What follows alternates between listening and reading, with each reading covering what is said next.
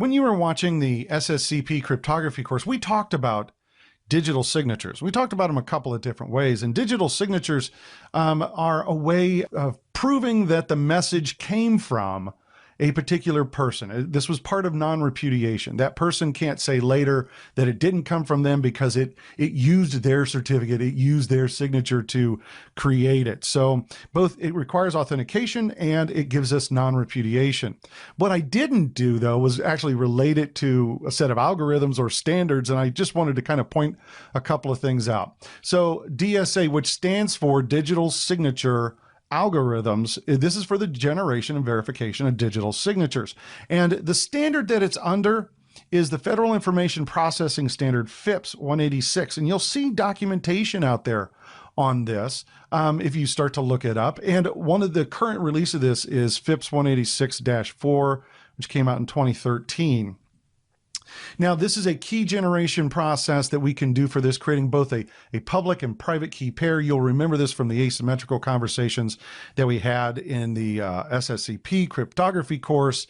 And you get a lot of benefits out of this. You know, the best benefit is, and I think I had mentioned this before, it's a lot better than a handwritten signature that is easy to forge. That's one of the ideas behind this, is that maybe Mary has sent me a paper note that said, you know, you're fired. And which would not be nice for Mary to do. And it's signed with Mary's signature, but that could have been forged by anybody. This gives us the non-repudiation aspects of, no, if you actually got an electronic message from Mary that says, doesn't say you're fired, of course, says you're getting a pay raise, then it actually came from Mary that way. And it verifies the identity of the signator, and the integrity of the data is the idea here under this standard. And it makes it really easy for businesses to do transactions. But I want to point something out, and I've mentioned this throughout, is that, you know, one of the things with cryptography is if you don't use it properly, then, and I mentioned here, it kind of reduces effectiveness, and this can actually get out of control. And I'm remembering a part of DSA, which was and I don't know if you'll remember me talking about this from the SSCP cryptography, but I mentioned something about elliptical curve algorithms. Well, there's an elliptical curve digital signature algorithm, ECDSA, that part of this is that you have to make sure that the keys that you're using are regenerated every time it's used, or there are ways during transmission that somebody can start to figure out what the key is and therefore unravel the whole thing. I even had a process where I was showing you that.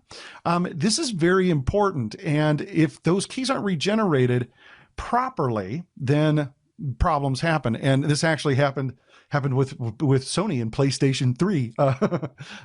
They were their games and all that were generating, they were using the same key over and over again, and then all the game keys got hacked. So yeah, but it's happened to a lot of folks with this. So one of the things is not just with DSA, but with any type of encryption that you're working with, you want to make sure that you are implementing it properly and following proper procedures for it, or it can crumble on you.